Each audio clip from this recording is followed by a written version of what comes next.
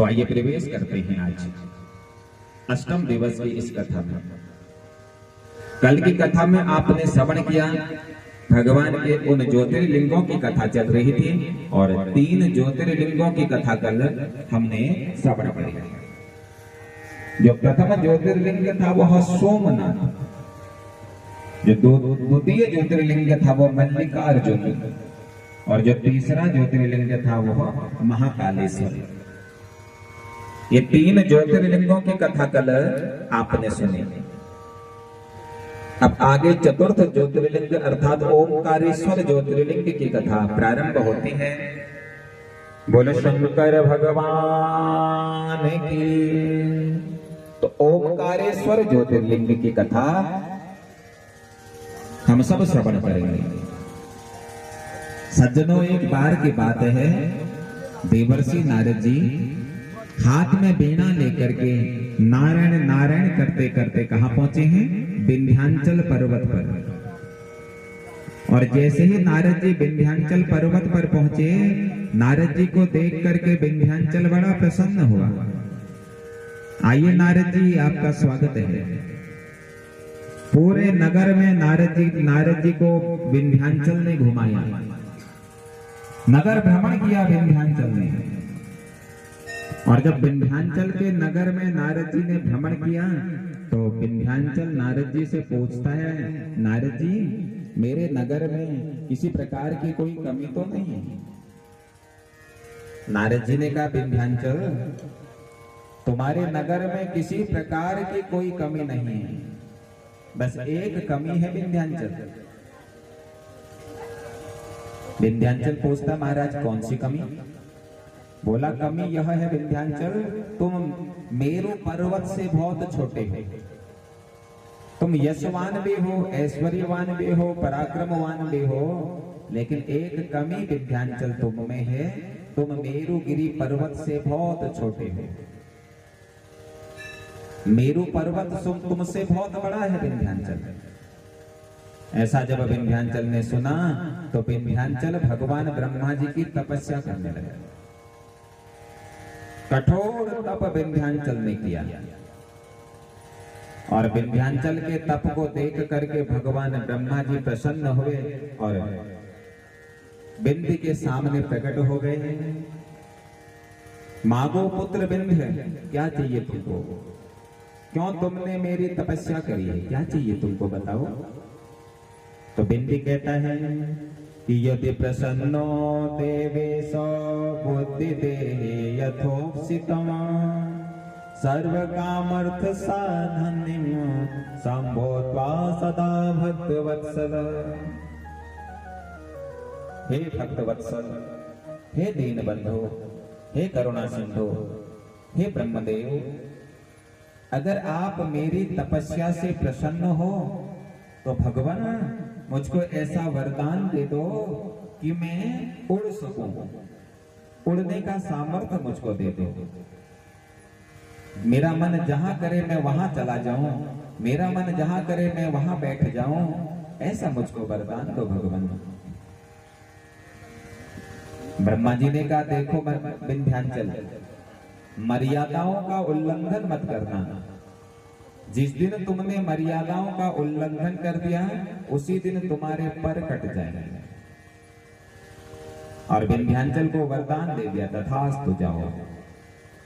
अब तो महाराज वो विंध्याचल मनमानी करने लगा।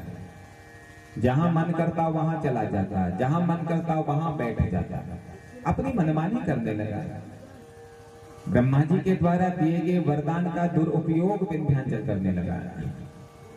जब मन करता उड़ जाता, जब मन करता बैठ जाता, जब मन करता किसी भी पर्वत पर चला जाता। एक दिन तो यह विंध्याचल मन में द्वेष की भावना को लेकर के मेरु पर्वत के सामने चला गया। और जब मेरु पर्वत के सामने विंध्याचल पहुंचा, ये विंध्याचल अपने आकार को बढ़ाने लगा और इतना बड़ा हो गया विंध्याचल कि मेरु पर्वत इस विंध्याचल के तपबल से ढक गया। संसार में अंधकार हो गया। त्राहिमाम त्राहिमाम देवता करने लगे। इतना बड़ा हो गया यह विंध्य। और तब देवता लोग कहाँ पहुंचे हैं? देवता लोग भगवान नारायण के पास पहुंचे। और जब नारायण के पास पहुंचे तो नारायण से कहते हैं, नारायण हे प्रभु, ब्रह्मा जी के दिए गए उस वरदान का यह विंध्याचल दुरुपयोग कर रहा है। हे प्रभु, उसका जैसा मन करता है वह वैसा कर रहा है। कहीं भी चला जाता है, कहीं भी बैठ जाता है, कुछ भी कर लेता है।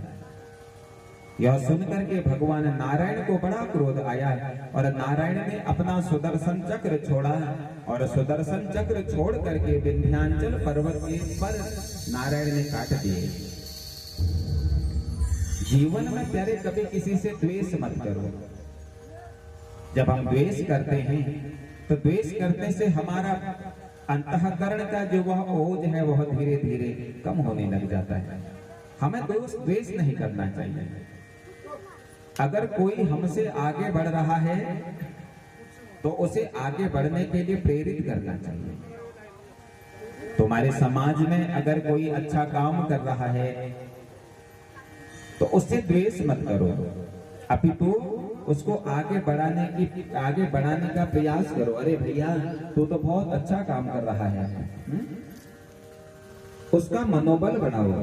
प्यारे, जब हम द्वेष करते हैं, द्वेष हमारा सबसे बड़ा शत्रु है। द्वेष से हमारे भीतर का वह ज्ञान, वह ओज धीरे धीरे दूर होने लग जाता है। एक समय नाम से जाना जाएगा और जो भी भक्त इस केदारेश्वर ज्योतिर्लिंग के दर्शन करेगा उसकी प्रत्येक मनोकामना भगवान शंकर पूर्ण करेंगे, मैं पूर्ण करूंगा। ये ज्योतिर्लिंग हमारे उत्तराखंड में है, जो केदारेश्वर ज्योतिर्लिंग के नाम से जाना जाता है। जो भी भक्त केदारेश्वर ज्योतिर्लिंग के दर्शन करते हैं, बाबा उनकी प्रत्येक मनोकामना पूर्ण करते हैं। ये 12 ज्योतिर्लिंग हमारे संसार में है प्यारे। पहले तो 12 ज्योतिर्लिंगों के दर्शन करो, लेकिन इतना समय ना हो तो कम से कम एक ज्योतिर्लिंग का दर्शन जरूर करो, जिससे तुम्हारा अभीष्ट मनोरथ पूर्ण होता है। ज्योतिर्लिंग का अर्थ है ज्योति स्वरूप, भगवान का ज्योति स्वरूप।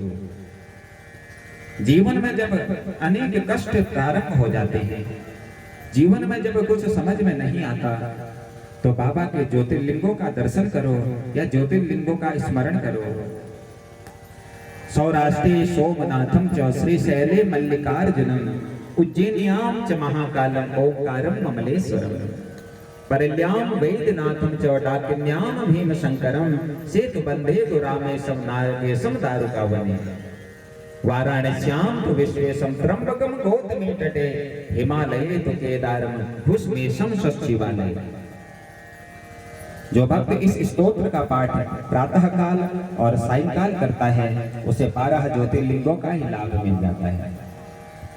पहले तो ज्योतिर्लिंग के दर्शन करो, अगर नहीं कर सकते हो तो इस स्तोत्र का पाठ करना चाहिए।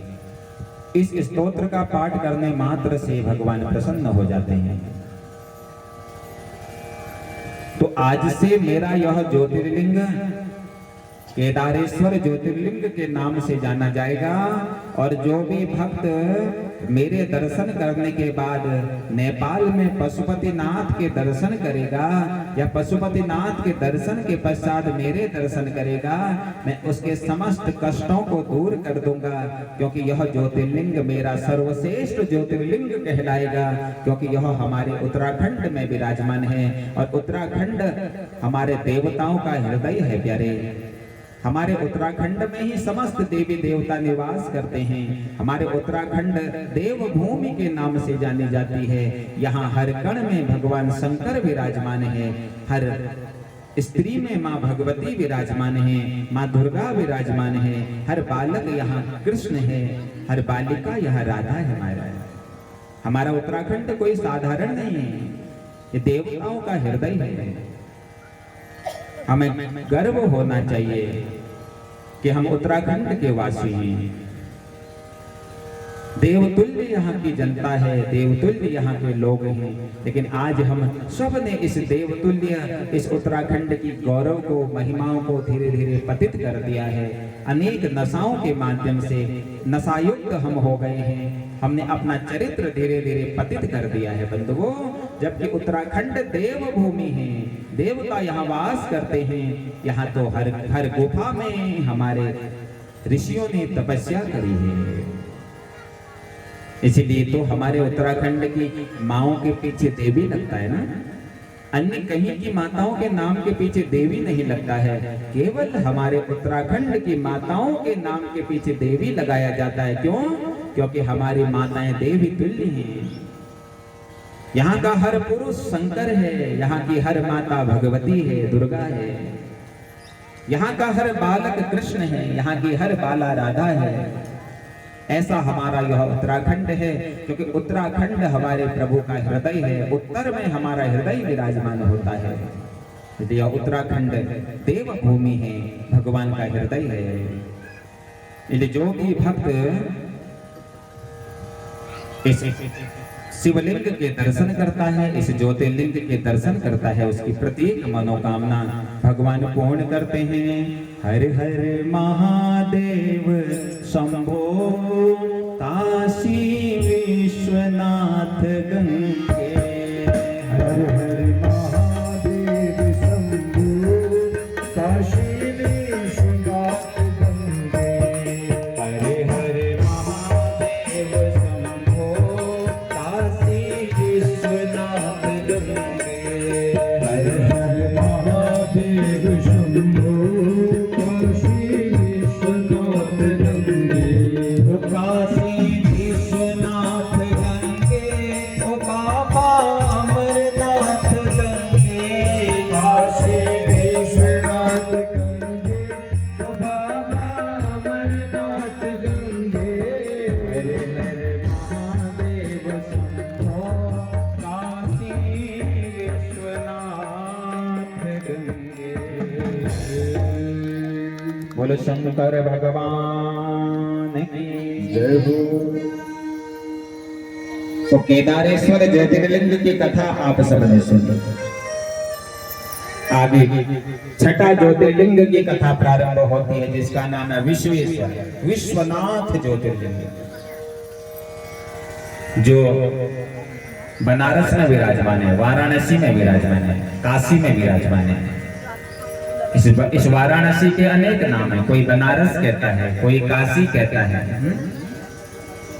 बड़ा ही दिव्य है जो काशी, विद्वानों की नगरी है। विद्वान यहीं से उत्पन्न होते हैं। इसलिए पहले के समय में बच्चे को काशी पढ़ने के लिए भेजा जाता था। जो बच्चा काशी पढ़ करके आता था वही श्रेष्ठ विद्वान कहलाता था। आज के समय में भी कहीं कहीं परंपराएं होती हैं। जब बच्चे का जनेऊ संस्कार होता है तो जनेऊ संस्कार के बीच में बच्चे को काशी पढ़ने के लिए भेजा जाता है। तो काशी भगवान का हृदय है, विद्वानों की नगरी है काशी।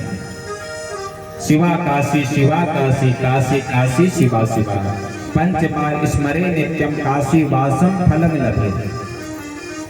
कहा गया है पहले तो काशी में वास करो, और काशी में वास अगर नहीं करो